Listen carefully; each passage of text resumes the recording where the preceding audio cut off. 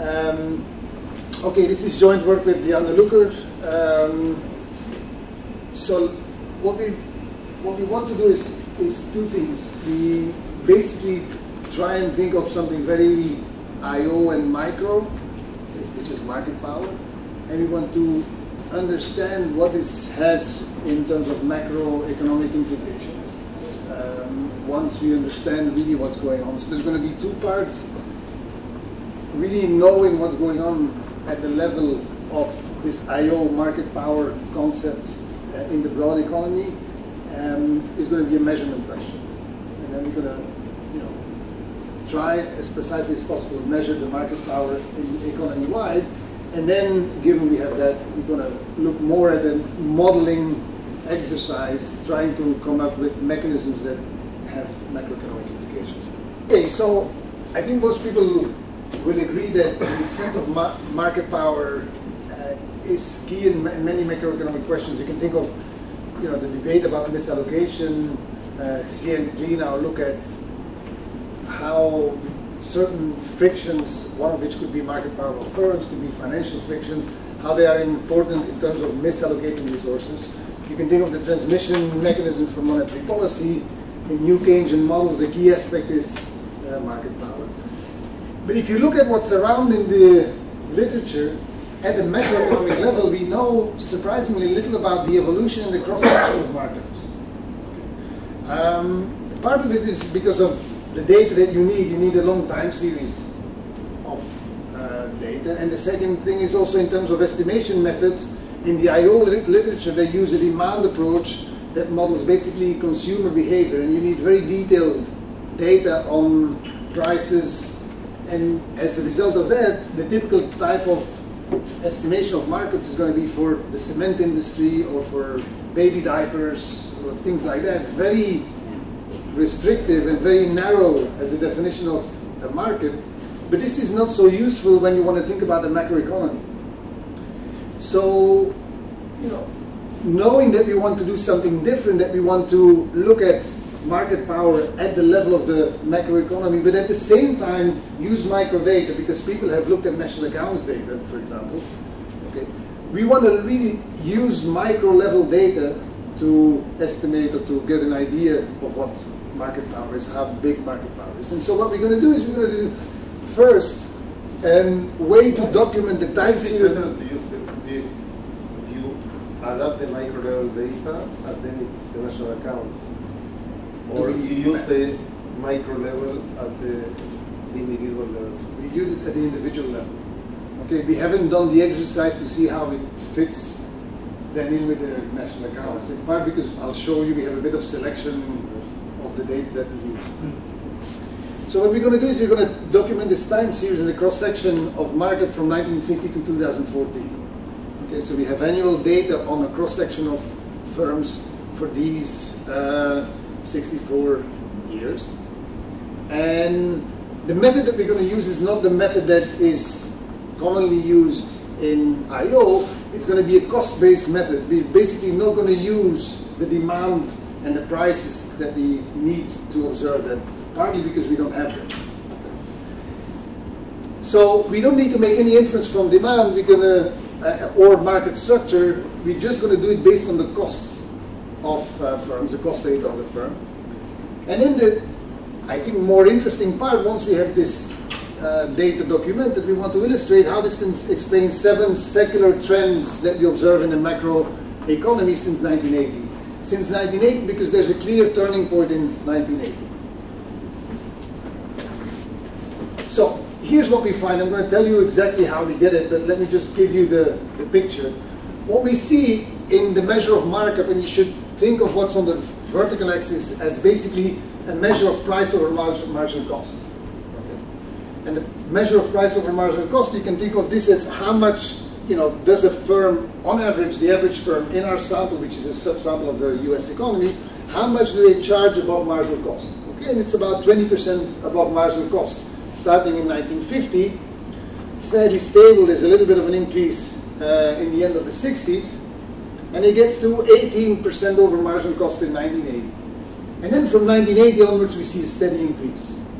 And the steady increase goes up to 67% over marginal cost. Now, to give you an idea, 67% means that, you know, they charge close to 70% over the cost of production, over the variable cost, right? The marginal cost in a constant returns technology would be equal to variable cost. Now, if you map this to a CES, at least a lot of curvature. If you use a model of monopolistic competition, the 167 will be, yes, a cleaner thing will give you tons of distortions. Yes. The one thing I don't want to do is to do that, and I'll tell you why. I mean, we can do it, and whatever I'm going to tell you is possible to do it that way. Once I'm going to go to trying to, you know, explain these 7 facts that I'm going to go over in a second, I'm going to introduce a model. Okay? Which is a different. It's a different model, and the reason why is that I started with the one which is the immediate one that we think of as a CES in preferences. But then it's difficult to change. But then I have a problem thinking what has happened since 1980 to now. Have our preferences changed so much? Is it really that, you know, now my substitution between shoes and cars, to make it extreme, has changed dramatically, that therefore firms behave so differently? I have a hard time thinking about it. Now, what we've done instead is we come up with a different way, and it might be even less convincing, and I'll show you what we do, how we think about it. We're going to fix demand. We're going to say the demand is whatever it is. Something changes in the economy, which is the market structure. And I'm going to do this very artificially. So on the theory level, don't expect that we're going to, you know, have a big breakthrough in terms of thinking about market power. But in a way, I find it more convincing, at least, you know, that we don't explain this pattern, this huge increase, yes, based on changes in preferences. I'm not saying that there are no changes in preferences, but the fact that we go from 18% to 67%, I have a hard time believing that it's just that. And then you have no explanation. It's just a perfect. Yes, and the whole point of this, and it's good that you bring this up, you know, we have our arms up in terms of why, we don't know why. And that's why we're looking at the implications. We're saying, look, this is happening. We won't be able to advise very well the antitrust authorities and say, look at that or look at other things. We're just going to say, this is what happens. Notice that we haven't found anyone who's documented this. No, in fact, at Eeckhout and the Eeckhout, they came up with the whole data they tell you they have computer and they matched it from something like this profits. And when you look at that, that means that that parameter, the way they did, is so unstable that you can get. And in all these models that people use with the CES, CP and so on, everything depends on the curvature. So then, basically, it's all not going to say the word. So, I mean, in a sense, we had a, as I said, we started like that, and we've just stepped back from that. Now, okay, I'll leave you you'll have definitely the right to criticize what I'm doing, because it might be, you know, not more convincing or even worse than that, but let's do that while we're there. So, okay, as I said, we're not going to explain why it happens. I have a slide at the end, you know, after the conclusion, after everything is over. If you want, I have a list of explanations, but no analysis to back it up. Just, you know, we've thought about it, but we don't really have a good explanation. But we were more interested in thinking, okay, if we see this huge increase in market power, what kind of things can happen? I'm going to try and argue that these are the 7 ones that we try to explain. So people have talked about the secular decline in labor share. By the way, I'm going to have, for most of these, I'm going to show you figures.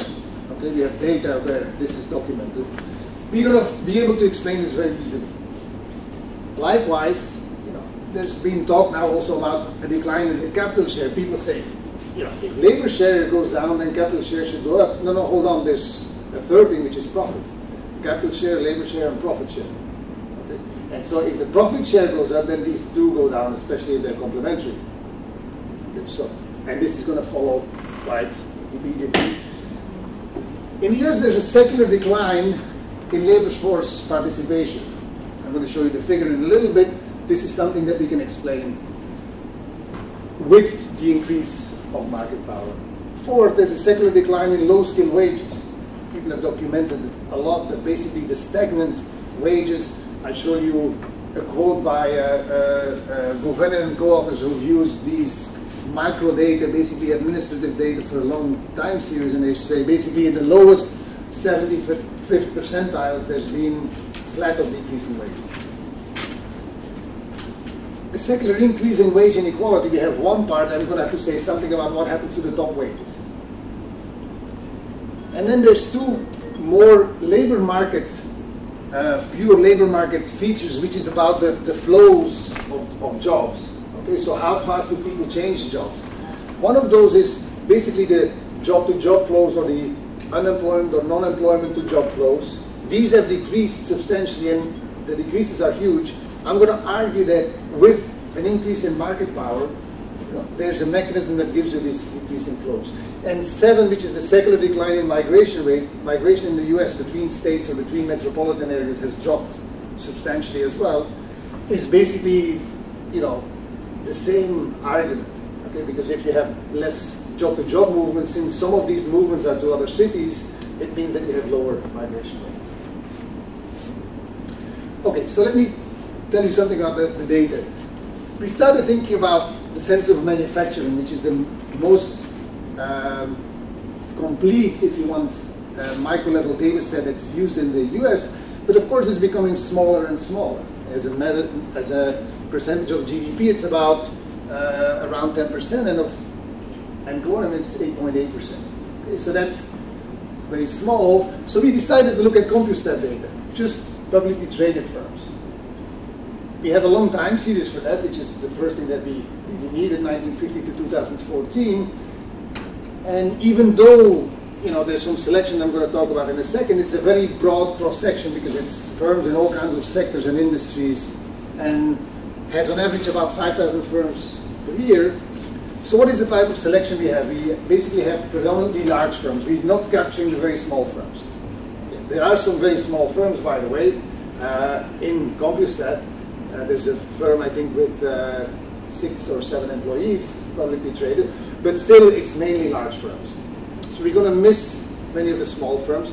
We have a small subset of the number of firms, right? Because there's many more small firms than there are large firms, and there may be some selection on the fact that they're publicly traded as privately held.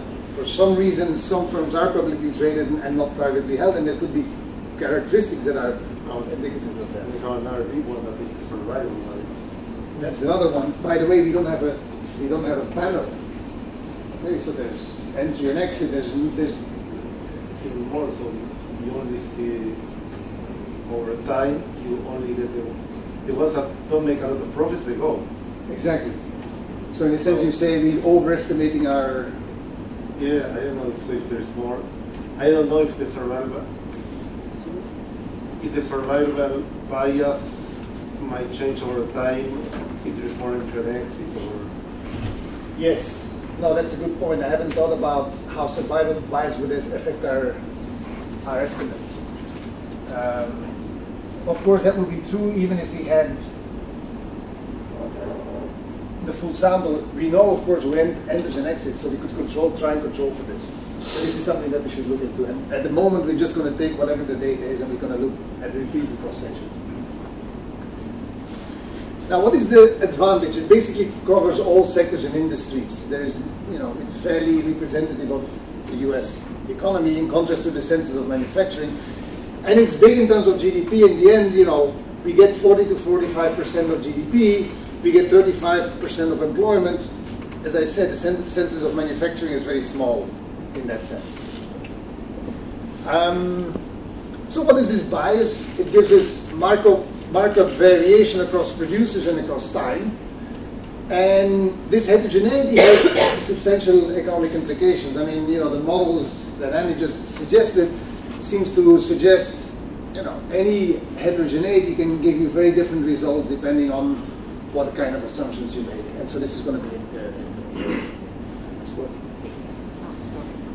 okay, good.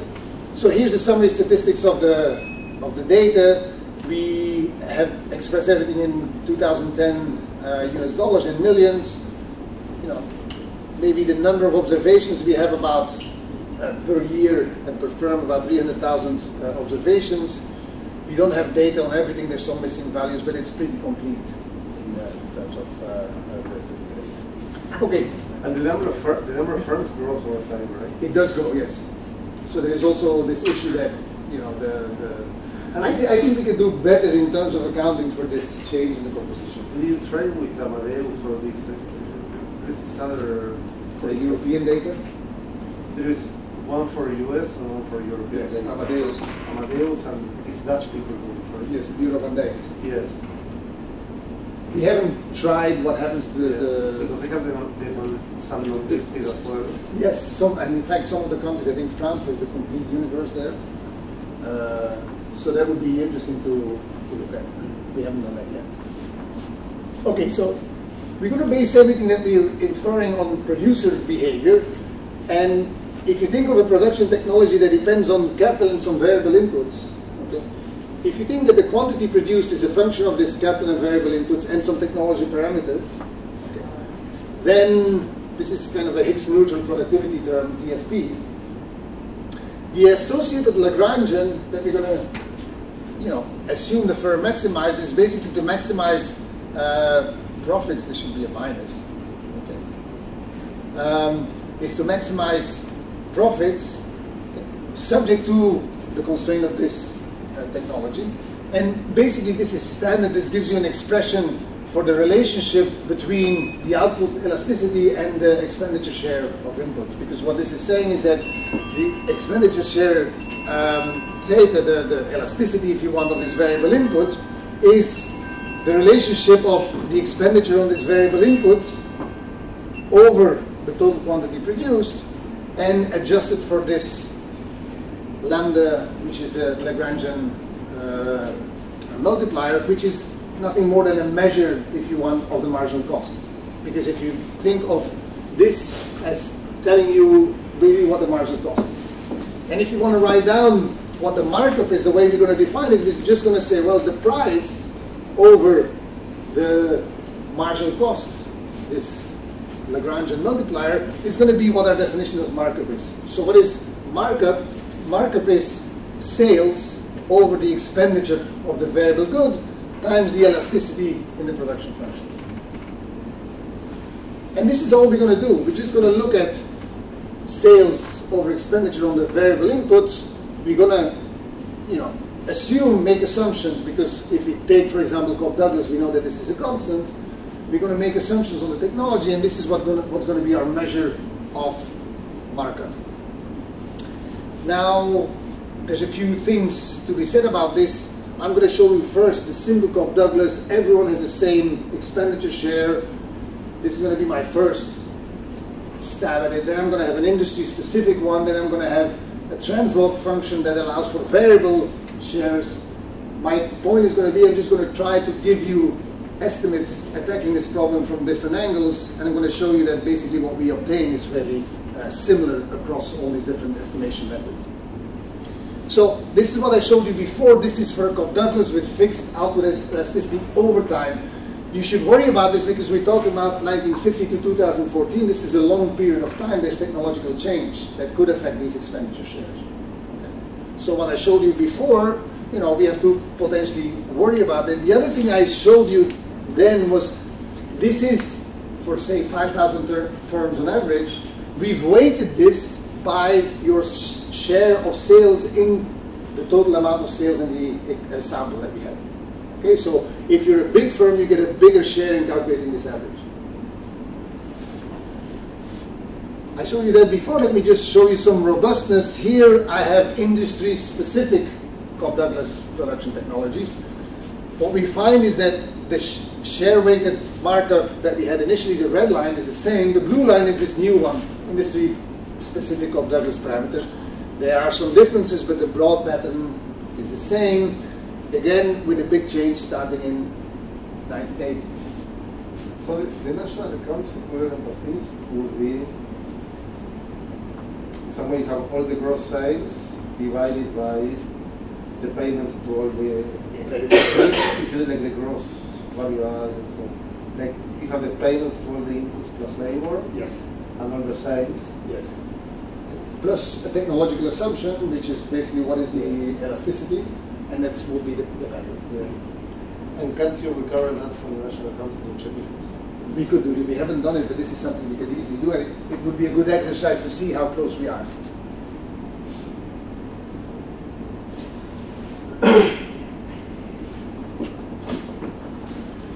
So with industry-specific conductors, we get the same thing. Here is this translog production function. If you want, I can go more into detail, but it's basically assuming some functional form, some polynomial that allows for lags and leads in terms of these elasticity. So you allow these to change and you estimate this dynamic problem. Okay. Once you have it, you back out again your measure of market or markup or market power in the same way as we've done before. The only thing that you substitute is this elasticity that you now estimated in this dynamic fashion. Okay, so if I go back to this thing, all the rest is going to be the same. This thing is now going to change after having estimated this translog function. What we find is a pattern that looks very similar. There's a level difference, but we can talk about in these translog functions, you know, you make assumptions on certain intercepts, and that's what explains the level differences. But again, the pattern is the same. Okay, fairly flat up to the 80s, and from the 80s onward, a fairly sharp increase. Okay. So, you know, modulo some issues of selection, we feel fairly confident that this pattern is not just due to technology assumptions that we've made, because we get similar patterns for different technological assumptions. Now, since this is the weighted, the red line, or the other ones, they're all weighted by the share of the firm's sales in the total sample of sales, we can now start to decompose this and think, you know, what if we look at such a measure that the one that I plotted is this, what I'm going to call capital U, okay? Suppose it's a combination of, well, unweighted shares and basically the measure of the covariance between size and this markup. So this is the type of decomposition we're doing. This is the unweighted markup. I just sum the markups, and then I have this term that gives me a measure of the covariance. Well, clearly, if the covariance is positive, it means that it's going to be mainly large firms that have higher markups. If the covariance is negative, it's going to be mainly small firms that have higher markups. I don't even have to show you the covariance. I can just plot this. The red line is the one that we had before, but you can see that the scale is much bigger. Okay, so this increase from 1.18 to 1.67 is following the red line. Now, if you see the black line, what we see is the unweighted one is actually, first of all, higher level, and second, it's grown more, even more so than our measure of the weighted one. We think the right one is the weighted one, okay, because you want to give some value to the size of the firm within the economy. But what we learn from this is that if you look at the unweighted one, given that the covariance here is negative, it means that on average it's typically smaller firms that have higher markups. Okay, that's coming out of this. How do you read that? Say that again? How do you read that? The way I'm reading this is that if you had asked me before, and we've checked this many times because we thought we were wrong, most of our models would tell us higher productivity means bigger size. Bigger size means potential for higher markups. Or inelastic demand and there is more. Right. The thing is that, given this is economy-wide, there's a lot of heterogeneity. It's true that we tend to think it's Google or Facebook that has huge markups. Okay? But at the same time, think of a biotech company that makes, you know, pieces for a knee or something like that. These are small firms. They have huge markups. You know, Medtronic or whatever it's called. So these are relatively small firms in these, you know, GEs and Apple and all these huge firms. And to make the observations, you are using the share in the global market, not in the specific market. No, I'm going to do that in a second. Here, okay. It's only the share in the data, not in the global market, of course. In our sample, I take your share out of the total amount of sales. What I mean is, perhaps you have a tiny market with two firms. I'm going to come there. We're going to do that. Go on. Yeah, and that's of course the next question, maybe for some sectors than others. Okay, and I'm going to come there. So now, across the whole economy, it's smaller firms that tend to have higher markups. Yeah, maybe what happens with the very large firms is that you have many units that are collections of small firms. So some make a lot of money, some don't. Google, Amazon, all these big firms, GE, the big pharma, they have many. Take big pharma, you could think of each drug as a company. So some are big, some are small. On average, they don't have a lot of profits. But when you have the small ones that did the IPO, that's like one drug that made a killing and went for the IPO. So maybe. So there's basically selection on the fact that if I'm a small one that's not successful, I'm not in there. If you're a small one that's not successful, you are not in there, and the big ones have many small ones. Well, if you are small, it's highly probable that you are not there. Because Exactly. you are not No, but the small ones, it's like the ones that are there are the small ones that want to raise money to expand because they do well, do the IPO. Facebook at the beginning, or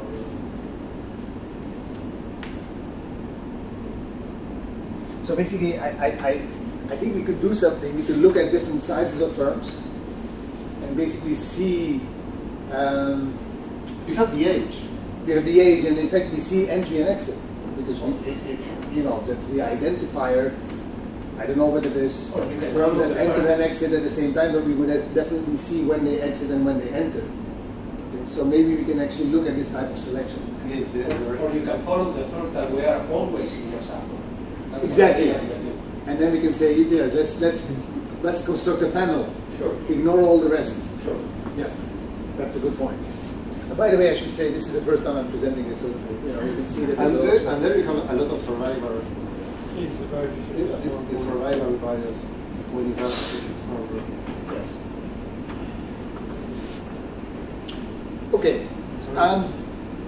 Do you have some measure of dispersion too? Because I'm going to come to that. okay. It's Because this, so you have this is bounded from below, right? At least in theory, markups should have a bound on 1. So maybe you have an increase in dispersion. This could drive the. By the way, there are some firms that have negative markups, Yes. and the reason in part is, of course, we do this year by year. So you might have a bad year. I mean, you know, you have to take a stand on what a unit of time is, and that this is the main. You can't have negative markups forever, because you go out of business. So we have to worry a little bit about kind of aggregation issues. But there is definitely a lower bound, at least in the long way. I'm going to show you dispersion, and maybe it's going in the direction that what you have in mind actually. Let me skip this. What I want to show is, let's basically look at a time series decomposition. Okay, for these same data, what we're going to do is we're going to decompose the change in this markup, my red line, into 3 components. I'm going to look at the change within, the change between sectors, and reallocation. So what I mean by within, I'm just saying, well, you know, fix the shares for a given time period. I'm going to look at 10-year windows and look at how much is due to the change purely in the markup. Then fix the markup and see how much is due to the fact that, you know, maybe these high market firms have become bigger. How much of it is due to the change in their market share over that 10-year period. And then the reallocation is basically the joint change. Okay. If we do that, what do we see? Well, by the way, we've done this to end up in 2014. We've done this from 54 to 64, 64 to 74, and so on. Okay. If we do that, what we see is that the total change in the markup, of course, is biggest starting in the 84-94 period. This one is close to 0 because it goes down and goes up. Okay. From 74 to 84, we see very little because it was a little bit higher than kind of, you know, no change. But it really starts then with this measure from the 84-94 period. What you see is that the total change in the markup of, in this case, of 12 percentage points is nearly completely driven by the change within a given industry. This is done at the 4-digit industry. We've done it for 3 and 2-digit as well. The change between is close to 0. This reallocation is also close to 0. And this is true for the whole period of the increase from 1980 onwards. So how do we interpret this? We interpret this as by saying, you know, it's mainly going on within industry. That's what this is telling us. The majority of this industry or firms? Industry. So you are aggregating the... We are basically, if you're in a particular 4-digit industry code, I pool you, and this is the share that you have. Okay. Yes. And if you do this with firms, do you do the same thing with firms? And how would I pool the firms? No, you don't pool them, you just look at the within, between, and the relocation. Because the whole economy. Yeah, because I was looking at that and I was thinking, if you keep that, I was thinking that you have it at the level of the firm, right? So it means that the guys that are making more and more money, they don't expand, right? So you need like a huge decrease in returns, or a fixed factor, span of control To stop that. to get that. So that would be very strong evidence for like this Lucas type span of control models to get the curvature instead of the imperfect competition ones. That's good because we're going in that direction. I haven't thought really how, I'm not showing the model has a span of control feature in it. Of course, you could say that, no, you cannot. I mean, I thought we couldn't, but now I understand what you say. You say, just do this exercise, not at the industry level, you take a whole pool and you treat the firm relative to the whole pool. Now, and we can do that. Yes, because you would expect the firms that have more profits to, you would expect the relocation term to be positive, right? The guys that have increasing profits get grow more. So that will be like with constant returns. Yes. With a fixed factor, it should be 0. And then in between. But then on the other hand, you have that larger firms have smaller markups. Yes. I'm having a hard time on the rationale behind that. But that could be decreasing returns. It could be that. It could also be, you know, we have a bunch of heterogeneity here. You know, say retail. Suppose retail is now big firms, but it turns out that in retail margins are low. You know, because the demand is such that it's very substitutable goods. But my knee medical device, you know, there's no substitution. I'm basically the only one, maybe because of patents or not, I'm the only one who's in the market. It's a small one, and the demand is such that it's very elastic. And so that can give me very different composition effects, but it's heterogeneity, right? When I'm going to talk about the model, I'm going to... And in this sense, it's good to do this also, because you have some Yes, information definitely. about the market. But it could be, what Andy says, it could be the technology, the curvature, but it could also be aggregation and compositions of... Yeah, it's a way you might want to do the firm by firm exercise for the whole sample and for each sector. by the way, we've done that.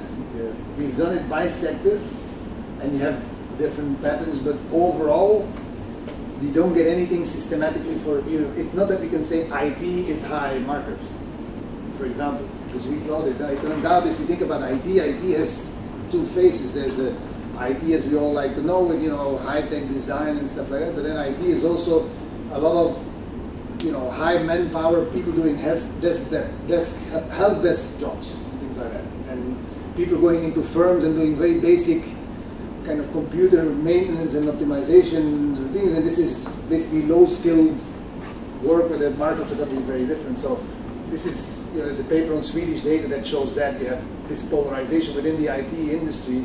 It's not all designed like Apple. There's a lot of other stuff going on as well. Okay. There's data on R&D too, so you could... There is data on R&D here. Yeah, that's right. So you could see if firms with higher R&D have higher profits. Yeah. Or in, what they're called again, intangibles, for example.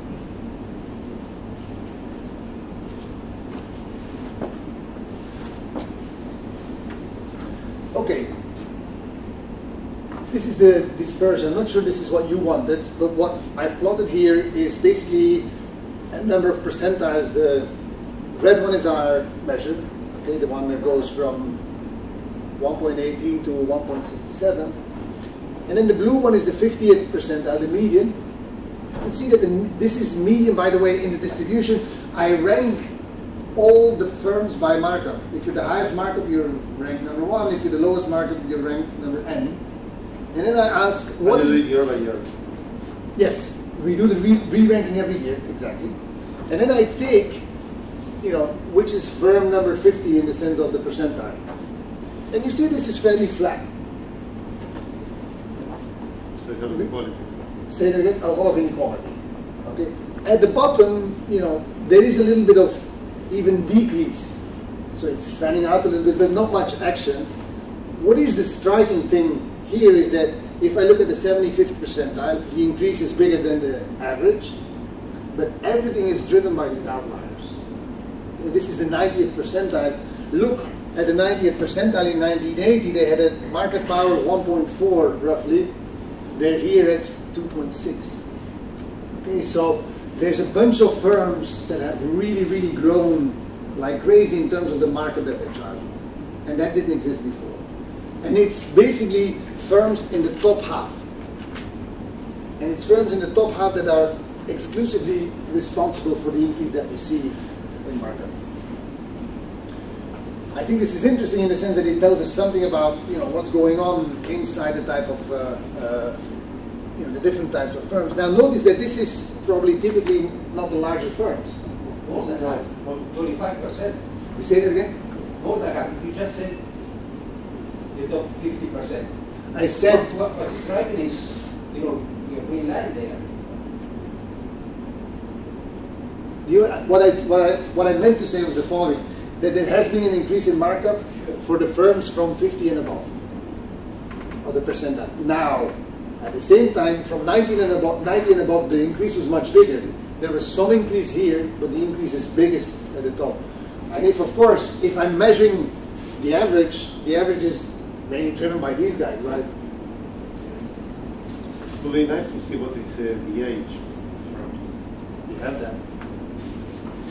You mean like related to, for example, this inequality? Yeah. If you see that there's lots of young firms that make a lot of money. Yes. Or it's old firms that make more and more. Yes. The rest of the lines, the ones that are not weighted, are also weighted by saying? No. No. Of course, they're percentiles. We cannot weight them. That's right. Yeah. So, you know, you should think of these as percentiles in the distribution. This is a mean, a weighted mean. Yeah. If I had put the unweighted mean on there, I showed you before, it's this one. Yeah. It would have been higher. So this is again confirming that these cannot all be large firms. There must be some small ones. Yes. You could even do the shift share with age, right? For each, you add up the firms, all the 1-year-old firms, the profits, the 2-year-old profits, and so on, you do the shift share, and you look at the correlate, and you see if the markup grows over time, if the ones that survive have more markup, if as age they become older, the market increases or not. Yes. So it's like a cohort analysis in a sense. Yes, exactly. You assign a cohort, all within a bracket of ages, and you see how they behave depending on the cohort. I think that's interesting. Yeah, because since you have this puzzle of size, and size might be correlated with age, so typically you have that, there's a paper by Vincenzo, the one in the review of economic studies, I think, where he's shown. No, I don't remember if it was Vincenzo, or some other Italian, where you see how the size of firms grows over time.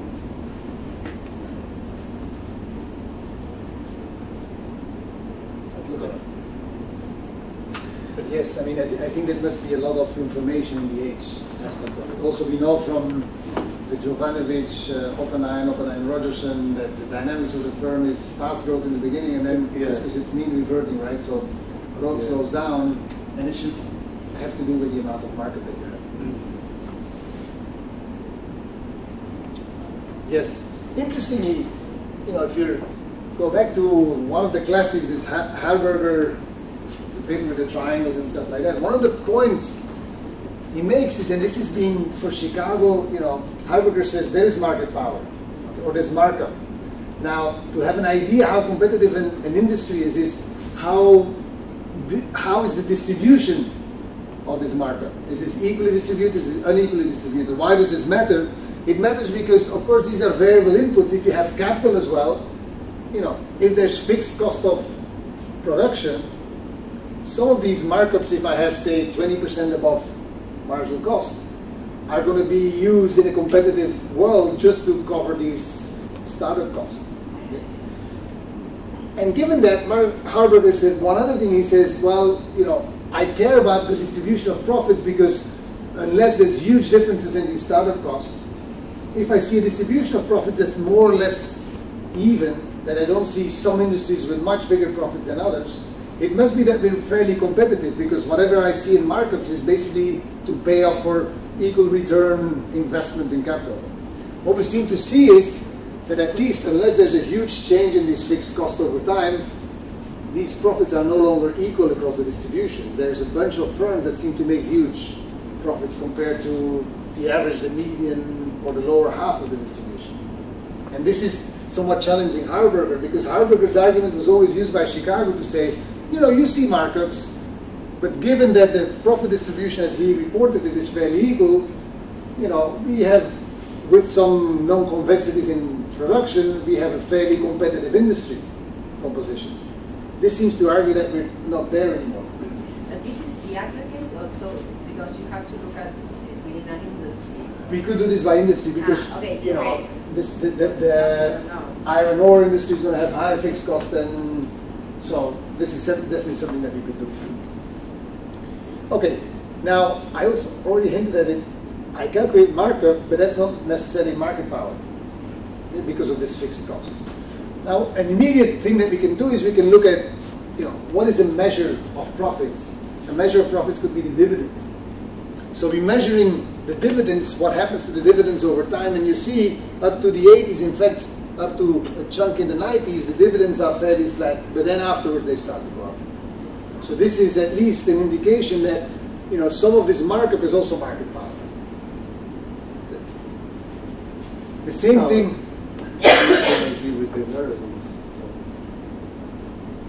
True, but even in the long run, eventually it must come from somewhere.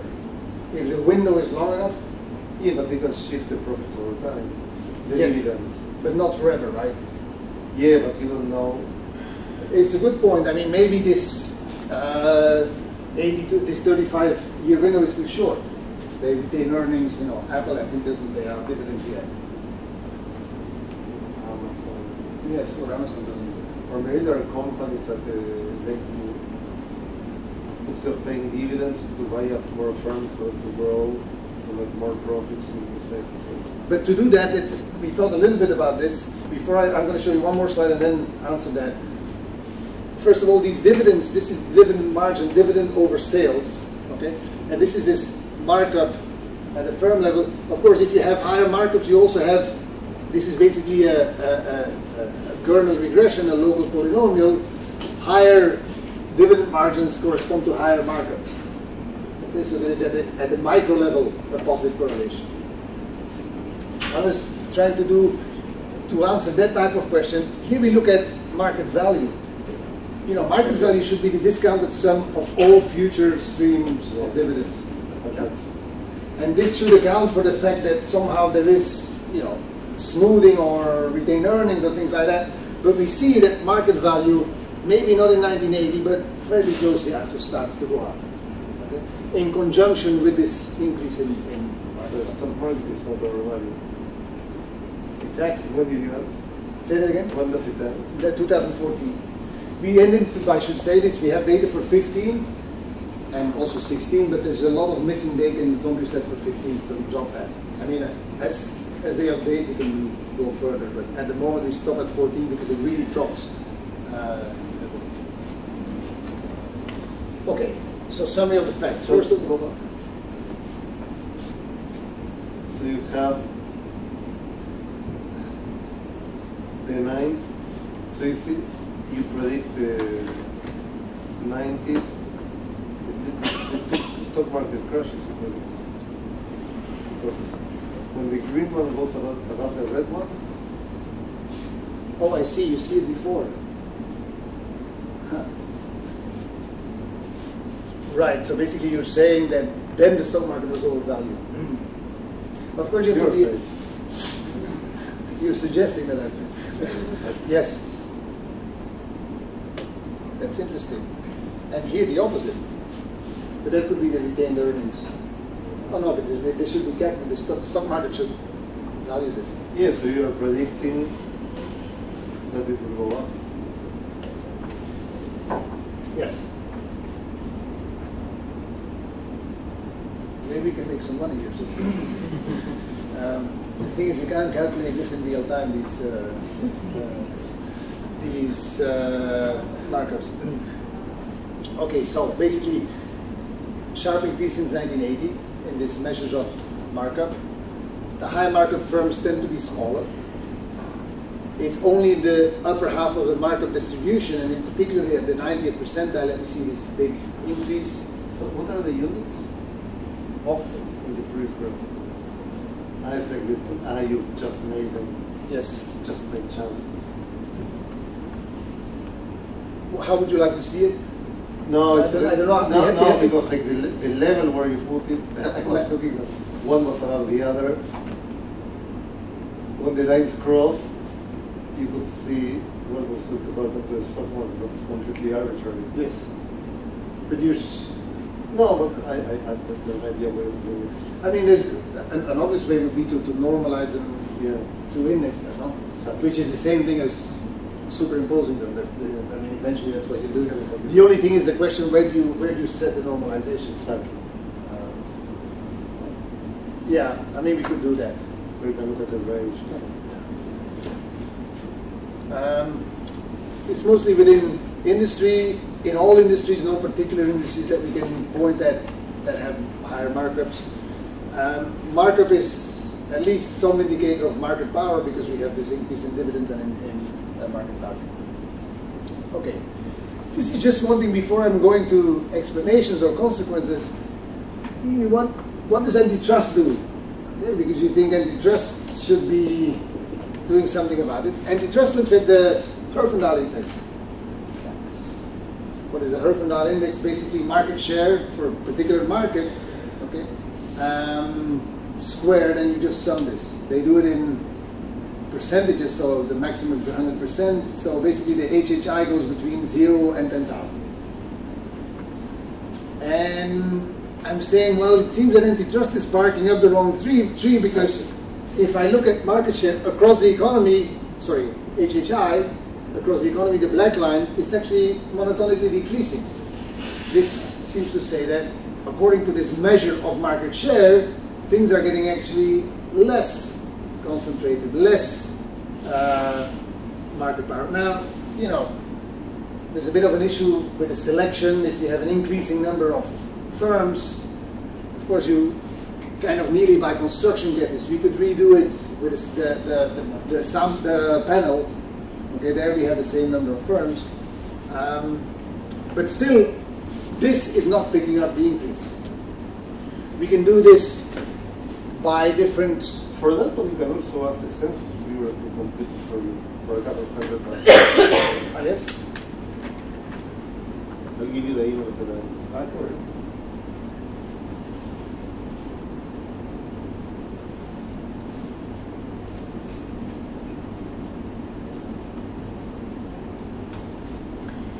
If we do the same exercise, but now the market share for, this was across the economy, you know, the first one, that may not be very relevant because we're comparing shoe producers with steel mills, so, you know. But if you do it at different industry levels, of course, the coarser the industry definition, the lower the level is going to be, and the finer the industry definition, the higher the level. That's just by construction, but you still see this downward sloping pattern. So the HHI index is not capturing at least the same thing that we are measuring here. Okay, let me go to try and think what kind of implications this has for the macroeconomy. And I'm now going to put this in some kind of a framework. My framework is, I should say, embarrassingly simple. It's static, okay? And it's going to be just to give a flavor of what's going on. We don't even know yet how we want to refine this further, but I do want to see a little bit, you know, whether I can convince you that an increasing markup has implications at the macroeconomic level. So the way I'm going to do this is I'm going to think of a production technology that initially depends on the TFP term, okay, which is this complicated thing here, but think of a TFP term and some labor input. So L is the amount of workers that you hire. Think of this as low-skilled work. And it's going to have some curvature. So this is what Andy was referring to before about the Lucas span of control. It's really literally a Lucas span of control type of model. And its curvature should tell you really how easy it is to become a big firm, because if the curvature, if this is close to linear, you can, you know, your span of control goes very wide. What are these inputs? Think of Y as the quality of a firm, okay, and X as the quality of management. So you have a fixed measure of managers that you want to hire in this firm. Okay? And you know, for the first few slides, ignore this. Just think of this as being some TFP parameter. And then I'm going to come back to this as, because I want to also talk about this, the wages of the high skilled. Okay? And I'm going to explain this with management. Now the first thing, you know, this model I showed you in terms of the production technology in this setup, what it says is that 1 over the market power, mu, okay, is equal to the expenditure on labor over sales. Okay? But we have to correct for the elasticity in this production technology. That was my first order condition written a little bit different. I had a mu here, I had sales there, and I had this expenditure down there. So I rewrote it. Why did I rewrite it? Because it's going to give the notation is WI? WL, sorry. This L. Okay. W is the wage. Yeah. So this is the expenditure on labor. Yeah. Out of sales, so this is the labor share. Okay. Is equal to a constant, which is the elasticity in the production technology, over the markup. And so this is immediate out of the first order condition. If I look at the labor share, yeah, clearly the labor share is on the left-hand side. If I increase my mu, we have to take a stance on what happened to this one, but I told you we've estimated with the translog function we allowed this gamma to change over time, and that's not doing it. Okay, there may be change, but there is a fairly stable technology, at least in terms of this elasticity. Of course, it's baby economics in the sense that I increase this, this must go down. Okay? And this is what we see. So what do we have here? The red line is our red line from before, but now 1 over. But hold on. Should you have sales minus cost of inputs? Like when you do the labor share, you want the... It can be labor share value added. Here it's not value added. You can write it as value added as well.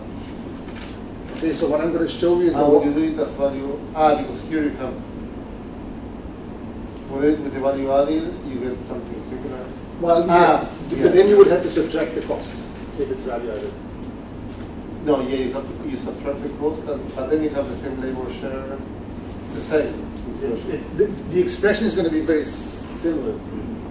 Yeah. But you get the model to be more like closer to the national accounts concept. That is the one that people have documented this decline in labor shares in the standard national accounts.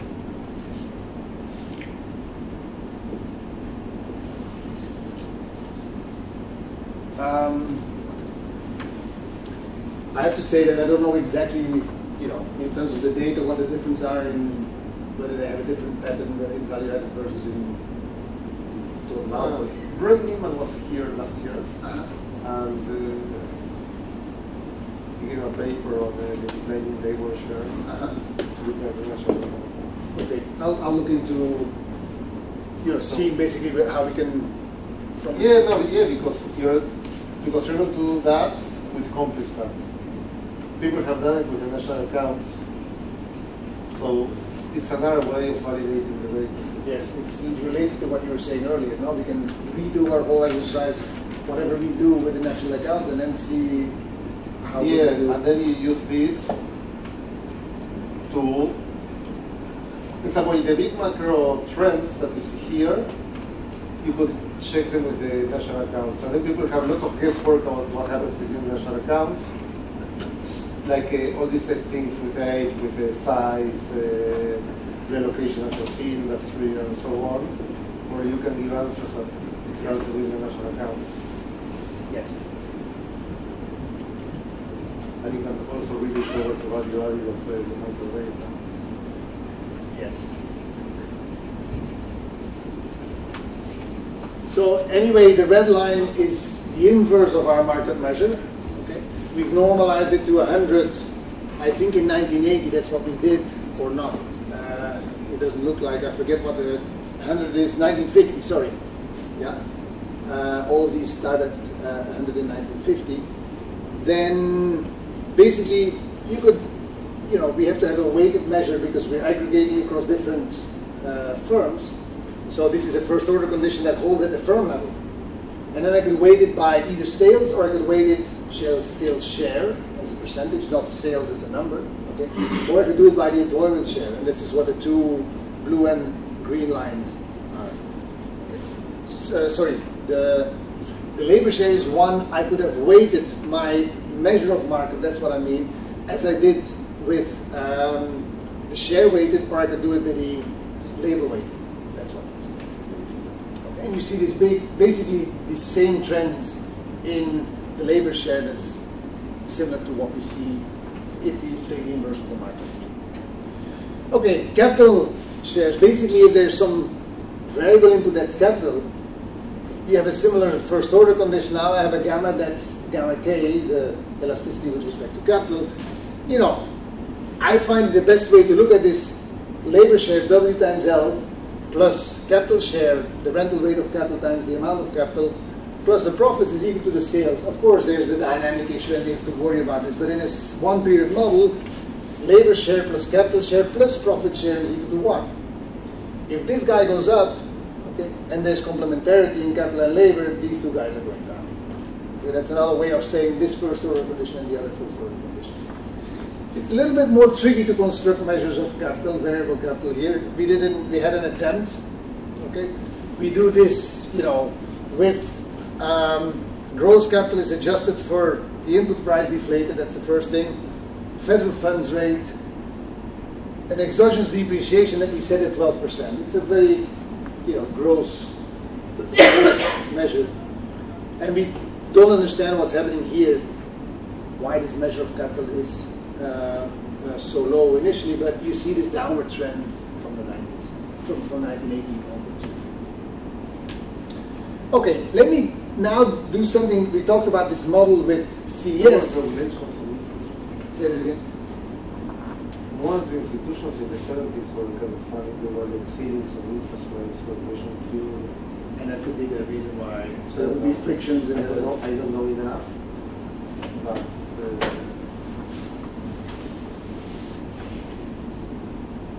for price controls, like it looked like a Latin American country.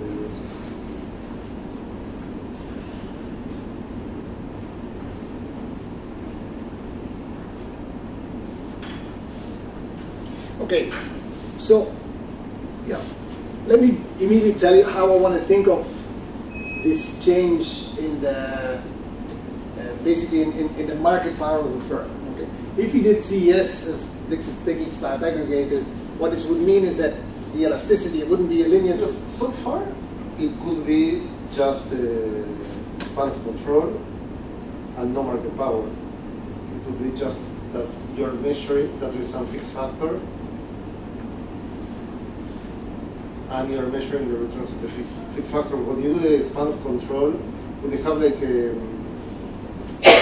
a model where people select into work, like the Lucas model, where you select whether to become an entrepreneur or a worker, right? and then you have the firms and so on. You have the decreasing returns to capital and labor, and then you have some profit that is because of the fixed number of guys that decide to be entrepreneurs, right? But you could write that as something with constant returns, where you have the fixed factor that is the number of entrepreneurs, and the markup, the profit, is the return to that fixed factor that is a residual claim. So in some way you can say that in these small firms that want to grow and so on, there is a fixed factor, like in the electronic guy, this management that knows to use devices very well and so on. It's hard to replicate. So it's, but you still need some barrier to entry, right? That has to have changed somehow. Yeah, the special skill of the AD of this guy and so on. So, but it's so you're thinking that he's become more skilled in a sense. He's become more productive. Yeah, that exactly. So it's like the selection of these guys. Or okay, I'm not going to do that. I think this is an interesting avenue. No, because so far, I thought that you were going to, since you started with all this span of controllable parameters, and you were saying Richard and Hugo and so on that are the things of doing this. I thought you were going to go that way.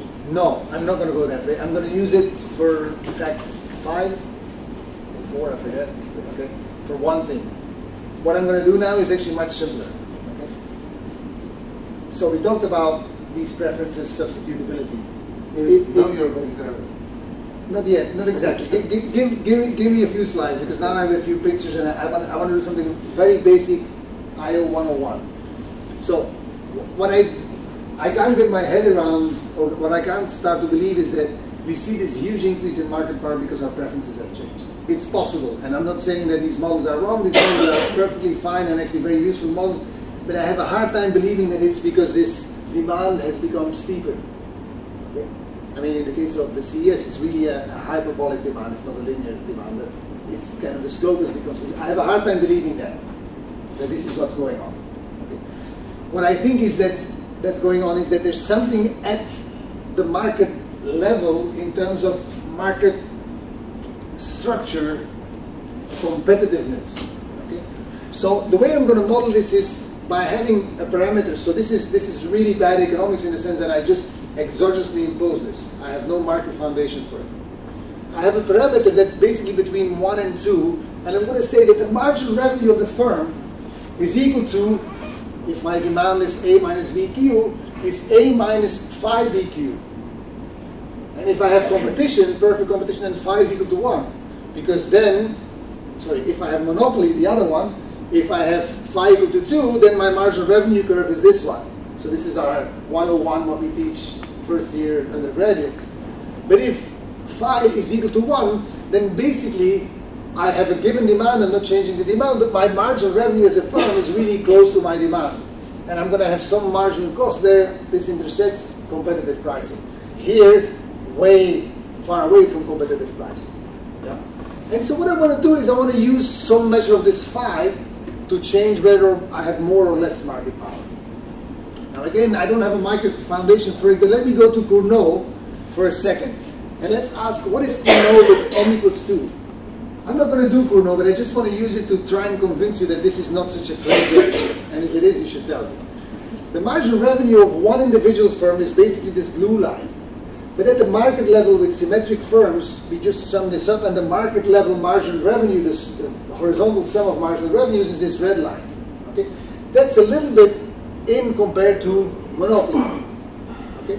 In fact, the corresponding phi would be 3 over 2. It's not 2, it's not 1, it's somewhere in between. If n was 3, the phi would be 4 over 3, because I have this individual one now, I have 3 firms. This would be the market level marginal revenue curve, which is the one that's going to determine how much market there is, basically. If I have 10 firms, then it's 11 over 10, what my phi is. So I get closer and closer and closer to a competitive industry as there's more firms. Okay? Why do I do this? I think, you know, if you think of Cournot and competition, more firms means closer to a marginal revenue curve that's closer to competition. Fewer firms means that you're closer to monopoly. Okay? Now, I'm not going to do exactly that because I'm going to say there's only one firm in the market and I'm just going to vary this phi. Okay, so I'm not going to go through the n, and I'm going to allow it to change continuously. So it could be 1.74. Okay, with Cournot, you can only do this by digits. All these firms are going to, basically, they face some demand, and I'm not going to touch this demand. I'm just going to touch, for whatever reason, this marginal revenue curve. And where does this marginal revenue curve come from?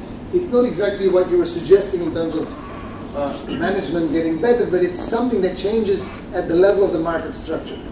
Somehow it's become harder for other firms to come in, maybe.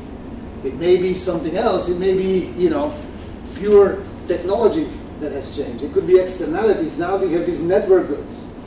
Okay, that makes it basically, it's a form of a barrier, but you know, the benefits of being the player in the market means that it's easy to keep them off. You know, it could be network goods, entry barriers, preferences. I mean, not in my case, but these are all possible explanations. And I'm just going to capture this by this phi. If you take the n, it goes against your finding on the size. If you think about the size of the market is fair, it's fixed. If you have like A over B is fixed, which is small, but if you go the n, it goes against your fractal size. Yes. So basically, you know, I'm not going to use this model to estimate what goes on in the U.S. economy. The only thing I'm going to do is I'm going to say, suppose they all face the same demand, okay, which is not the case. I just want to give some theoretical implications with respect to wages, with respect to labor force participation and things like that. I'm not going to have much to say in terms of the explanation what happened to this heterogeneity. Sorry? Because I would have to impose a lot of heterogeneity. I would have to have a distribution of A's and B's, basically, for a start. But I also would have to have a distribution of different costs, which I will have. Think about what the phi is. Again, you know, this is why you should criticize me. There is no really good micro foundation for it. It's fairly ad hoc. But I prefer it, and maybe this is where you should say, you know, go back to your Dixit-Stiglitz. I prefer it still over Dixit-Stiglitz because no, I didn't say that. No, but you know, I'm happy to take that point. I just want to keep the preferences fixed. I just don't. I want if you use these location models where maybe they are getting better. You have some a line, Hoteling type, a hoteling type thing, but with some structure where it's not like a circle where if you have more firm, to find like maybe it's a line that is expanding and then there's more space to be further apart from the other, which is kind of in the Dixit-Stiglitz curvature. To think along these lines. You have a lot of new products that can be so basically far away from the other, so new firms are entering and trying to position themselves far away from the others, so they have a local monopoly and then become others. So somehow we have to either have fewer firms entering because the space should increase between the firms, that's how market power would go up. Or the space. Or the space, the kind of the topology change. That's exactly. I mean, I haven't gone down that route, but that could be a possible. Of course, here I'm also not taking a stance on zero profits, for example. In these models, we tend to have zero profits. I don't want to have zero profits here either because I'm talking about positive profits. Yeah, because when you have it, there are dynamics like on top. No, but you have the dynamics. That's why to look at the age structure of these profits would be interesting because then you can look at the. You can do so many things with this. Yes. So basically, what I'm going to do for now, what I have is fixed preferences. I'm going to exogenously change this phi, which should capture my mu that I have from the data. I'm going to have one firm per market, although I gave you the example of Cournot. I'm changing the market power exogenously. I'm going to allow firms to be heterogeneous. This y that I had before, I'm going to have a distribution of y's. And I'm going to have this linear demand I need this for not just the fact that it's simple, but also I'm going to have incomplete pass-through at some point. You know, I don't want to get into it until I'm there in a few minutes, but linear demand gives you that, and CES doesn't. So, now think of these type of heterogeneity. Basically, I have type Z workers on these low skills. There's a distribution of those, and they produce an efficiency unit. So if you're a Z that's a half, you're as productive as half a Z equal to 1. So basically, you know, they're perfect substitutes. We have a uniform distribution also of firms. This Y is also uniform on 0, 1. Again, this is not with the idea of capturing reality, just to show how heterogeneity works in this model. And we're going to have a uniform distribution of these managers. I'm going to come to that in my point 5. All workers have an outside option, capital U. There's two types of wages, capital W for the low skilled, which is basically going to be your inefficiency units Z times W. And for the high skilled, the managers, there's going to be W of X. Now the high skilled guys, they are in a market, a matching market, 1-to-1. The low skilled market is just, you buy quantity. In the high skilled market, you buy quality. And that's going to be quite important. Okay. Basically, if I look at the marginal revenue and market power, if I look at my first order condition, I set my marginal revenue with respect to Q. My first order condition is going to be the marginal revenue equals to W, but of course I'm differentiating here with respect to L, so I have to take into account the derivative of Q with respect to L. Okay. So basically this is my first order condition, basically incorporating this phi. Right? Now, given I have the individual labor demand for a given wage, I can calculate the total labor demand and just integrate over all the firms in the market. So this is going to give me aggregate labor demand. And what is aggregate labor supply? You work if the wage times your Z is larger than your outside option. So there's going to be a Z star that makes you indifferent between getting your outside option and a wage W times Z star. So any Z below Z star is just staying at home and using U. That means that labor supply is a function of a given wage is given by this expression. It's basically 1 minus U over W squared. This is coming from the fact that I have uniforms. What do we know? This is an upward sloping labor supply function. The higher the wages, the more people participate. So basically, for a higher wage, I'm going to have more people in the market. The labor demand function, we can show that the amount of labor demand at the individual firm, this is coming from this this definition of the first order condition, is going to be negative. That's a shift in the labor demand. That is, if I change the phi, I have actually not a movement across the labor demand, because a movement across the labor demand is by changing the wages. This is a shift of the labor demand, okay, a leftward shift. Together with market clearing, what we're going to have is that wages are decreasing in phi. It's easy to see this. I have my upward sloping labor supply, my downward sloping labor demand. Let me increase phi. Every firm reduces their demand for labor because they produce less units, so they need fewer people. What happens? My demand shifts in. What happens to my wage? Wage goes down. And the other thing is labor force participation goes down.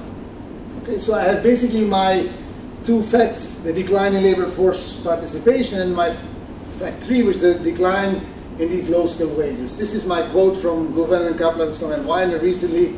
Okay, so they have these administrative data for the US. So why is it for low wages? Can't you get the same thing for all wages? No. And let me come to that. This is the reason why I introduced the whole thing. Okay? Because otherwise I wouldn't need these high-skilled wages. I could treat them all as just one representative consumer. What this is saying is basically that the median lifetime income of men has declined by about 10 to 19%. In fact, up to the 75th percentiles, 3/4 of the percentiles, male lifetime of the income is little or no rise. Okay, so basically, 3/4 of the people have either no rise or decrease in their wages. Okay. So this is I think, well-known evidence on low wages declining. Now, the second one is labor force participation. Here's a plot of labor force participation in the US. It's going from around 59% to 67% and then starts dropping. Now the first thing you should worry about is that if I make my claim about 1980, why does it start to drop only in the mid-90s? Okay. The reason is that until the mid-90s, female labor force participation is going up. That is, there's still the movement of women into the labor force. From 1995 onwards, female labor force participation also starts to decline. So basically we have a confounding effect between males and females. Yeah? But the point is that this decrease, at least once we have the confounding effect being out of the way, is unambiguous. Labor force participation is going down. And we claim that this is due to the fact... What happens if you just put males? The thing is, with males it's been going down earlier, and the reason is because of the competition from the females. Right? More females coming to the labor force, so basically there's more marginal males who drop out. And wealth effect. Exactly. And so there's both the substitution and the wealth effect. And there could also be the spouse issue that, if both of them work and now the wife's, before only the male worked and now the female starts to work, the bigger incentives to stay out. So what you see is that male labor force participation has been decreasing actually since the 50s, very slightly so, but the female participation follows this. So basically we have both the decrease in the low-skilled wages, the decrease in the labor force participation. Here's the one in my wage inequality and how I'm going to use the span of control. I'm going to say, if I have a management, what does management do? They increase productivity. Okay, so if I have a better management, they are, in a sense, more effective at reducing the cost of production. So they're going to affect this Y in a more efficient way. And the way I'm going to do this is that there's a matching problem of managers to firms, X's to Y's. And given that there's complementarities, I want to match the highest X's with the highest Y's. And these are going to be the ones who have the lowest cost of production. Now the second thing is I think of this matching as one that's long run. So these managers are there for the long run. So they basically match, and then there's sequential periods in which these short run hiring decisions are being made for the low skilled workers. So the way I'm going to treat this is that this short run adjustment is as in the model that we've done before, and the long run adjustment is you just take this behavior as given. So management comes in and they take as given what's going to happen each time there is an adjustment in terms of the labor force. So what does it mean? It basically means that we really should have a dynamic model, and I don't have the dynamic model. I'm waving my hands as in the Econ 101 textbook between long run and short run models. But what does this give us? I can write in the second stage, I have these two stages, I hire a manager of quality X, and in stage 2, given X, I'm having a choice of quantity L. In stage 2, I solve the problem I was solving for, and I can calculate the profits as a function of phi. So why was the low skill? No, L was labor. L is labor, it's an efficiency Y is unit. TFP. Y is TFP of the firm, and X is the skill of the worker. So basically, given the complementarity, the bidding of high Y's is going to be such that they get a high X's. And in equilibrium, this is going to determine the wage of management. By why don't the high X's increase the wage as well?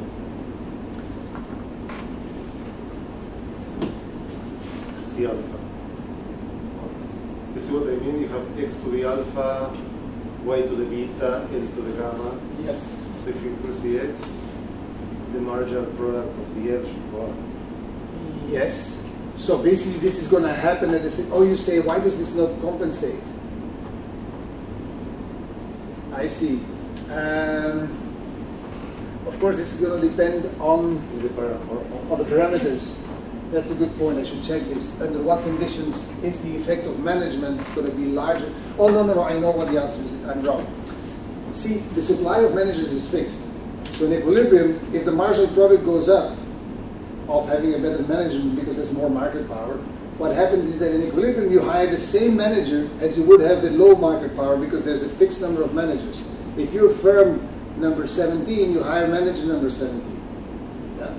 The only thing is that you're willing to pay a higher wage because you're competing now for a higher margin product. So there's no effect in terms of which manager you get, there's an effect on the marginal product. Yeah. Now that still has an effect on the wage as well, and I have to account. So basically what you're saying is that you have the elastic demand supply, you increase the Y, so you increase the demand for the X. Yes. But there's a fixed number of X. Yes. So the relative price of the X goes up. Yes. Relative to the W. Exactly. And this is this. Basically, with a higher phi, this profit from this market has become higher because I make bigger profits. That means that when I'm bidding for these managers, You're just, the bulk of the story here is nothing to do with markets. It's saying, I have an increase in the demand for these guys because for everything because there is a TFP shock. I have an increase in the demand for everything, and then the high skill have a supply that is very elastic relative to the skilled because I assume so, and then I get that the relative wage of the skill goes up. It's like no, but the only thing that changes is this phi, right? Nothing else changes. So I don't change the distribution of the Y's or anything like that. I see. I do a comparative static for different Phi's. Okay. Okay.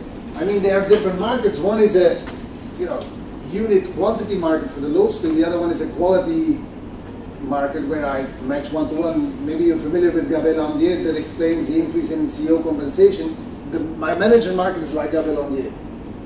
And it says, if my productivity of the firms go up, I don't get better managers in equilibrium if I'm the 17th ranked firm, but I'm willing to pay them more.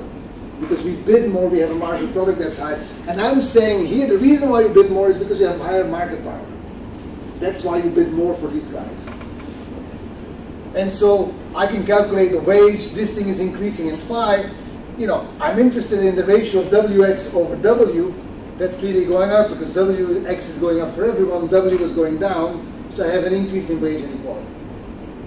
And it comes from this fact that market power has two things. It reduces quantity and therefore wages for the low skill, but it increases profits. And therefore, for higher profits, I really want better managers. But I can't get them better because I'm competing against everyone else wanting better managers. And so I'm just paying higher wages. The marginal product goes up. And that's the inequality. I'm running out of time. What I'm going to do is go to the last bit. Let me be very quickly on this pass-through. If I increase my market power, okay, if I have incomplete pass-through, what does it mean? Well, traditionally people look at prices and they say, well, my marginal cost goes down by 10%. If I'm in perfect competition, my price for the output goes down by 10% because I'm moving exactly at the demand curve. If I'm in monopoly, my price goes down by less than 10%. Okay, so this is the imperfect pass-through. I can do the same thing for quantity. If my my cost goes down by 10%, what is the effect on my quantity? Well, now I have to take into account the elasticity of the demand function. Okay. But the point is, the higher the markup is, the lower the pass-through is of quantity, similar to the price. So what does that mean? Think of a world in which I have shocks of productivity. Yeah? And I have no change in the shocks of productivity. So I have a firm that has a positive 10% shock, a firm that has a negative 10% shock. At the competitive phi equals to 1 economy, what happens is that I get, say the elasticity is 1, I get basically a 10% increase in the one firm and a 10% decrease, so they relocate. So I have 10% of the people relocating. Yeah? If the pass-through is half, I have 5% for the same shock, people relocating, so I have basically a lower relocation rate if the phi is higher. And this is basically my 0.6. We have a decline in the labor market flows. E to E flows from the CPS we only have from the mid-90s. This is the unemployment and non-employment into employment flows, and we see there's a gradual decrease in these flows. Okay, so over time, the mobility, the changing jobs has decreased. So in some way, the elasticity of employment with respect to TFP depends on the market power. Exactly. Exactly. As the quantity does. because the quantity because the QDL is positive on top. And so what what we're saying is that this increase in the market power could help explain why we see this decrease in these flows across firms. I mean, it could of course have been that the shocks have changed, the distribution of shocks, but we're saying, even if the shocks have not changed, we would get this through the transmission mechanism of market power. And that will explain the productivity slowdown as well. I didn't get that. Why? Because you have firms, let's say that you have a perfect competition, right? You get the positive productivity shock, the negative productivity shock, you get the labor going from one to the other. Net productivity hasn't changed. There's one that gains, one that loses. Yes, so you want to move labor to the high productivity. But if I'm with a phi that's say 0.5, No, it doesn't work because the marginal products are no, because you have the distortion of the monopoly, right? In some way, when you have innovation, you want reallocation and you want the labor to flow to the high productivity firms and sectors. Now, when you have these innovations, labor doesn't, you don't have enough reallocation, so maybe with the same amount of innovations, you don't have the effect of the reallocation, so the growth rate of aggregate GFP is lower, but that intuition might be false if the marginal products of all the factors are the same, so it has to be a second order thing. Right. I mean, I think you're right that you have a deadweight loss that's increasing the higher phi's. Right? So there's more inefficiency in this economy. Yeah. And in a sense, the measure of the deadweight loss is a measure possibly of productivity. So maybe there is actually I hadn't thought of it that way, even if we allocate condition on the market power. No, but what you're saying is just a level effect, right? Yes. And what people see is that the rate of growth of productivity. Yes, but this level effect, notice that we have a continuous decrease in this market, increase in this market power. So if market power would stay at 1.67, if this story is true, then we would see no longer a drop in productivity growth. It would stay at whatever it is. So the reason why it's been dropping continuously is because market power has been going up. So you still have like the 2% growth, but with a lower and lower monopoly that will close. So it looks like this, but it's not because of the technology changing, not because of the market power. Yes. And that parallel triangle was huge. Exactly. Yes. So I don't know. That's also why I told you of my 7 facts. Productivity growth slowdown is not there. Also, there's another one that I would like to get some, but I don't see how to get it in here. Is the decrease in the real interest rate. Okay, since the early 90s, late 80s, there's been a sharp decrease in the interest rate. There's a debate on it, so I don't even have it.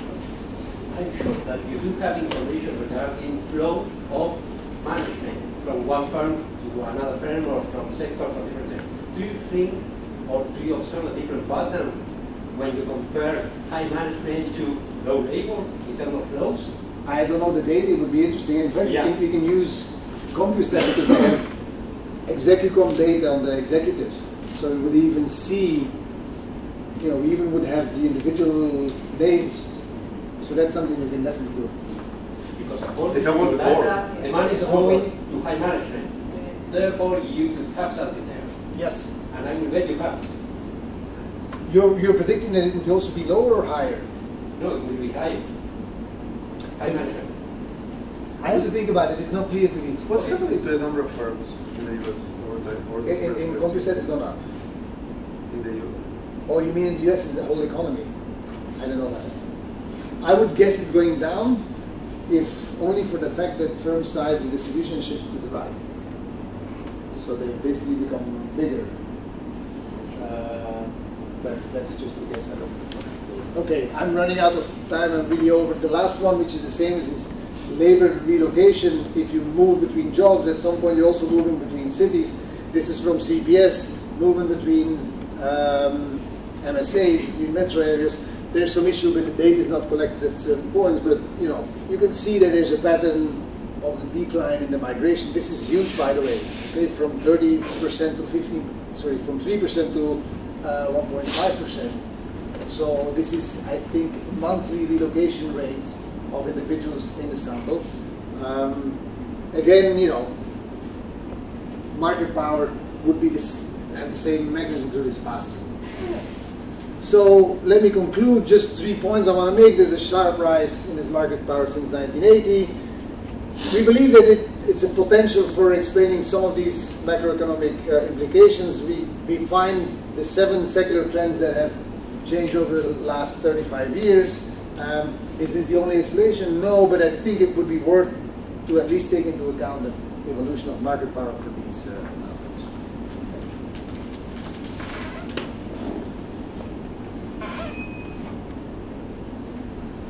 That data on relocation is very, just coincides with the slowdown in productivity. Like these two, basically. Yeah.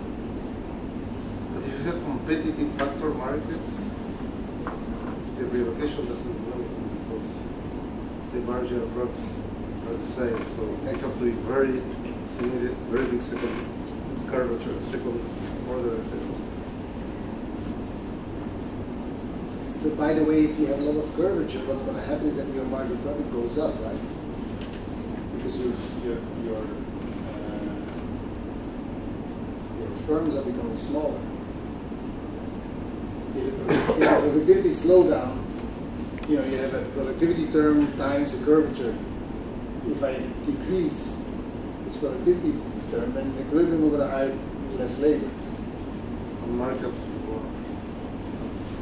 No, because if it's a competitive world, forget about my story. Let's just say exogenously the market, the productivity slows down, then you would have smaller firms. Maybe you also get something like that. I don't know. It would have an effect on pass-through.